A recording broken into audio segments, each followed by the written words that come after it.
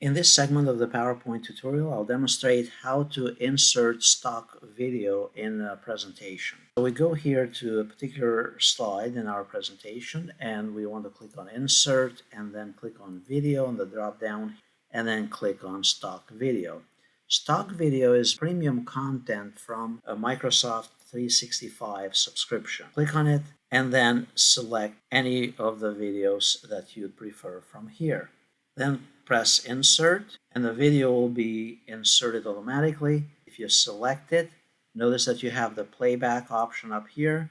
You can change the sequence when it plays if you want it to be with a clicking on it. To test this, we simply press the slideshow.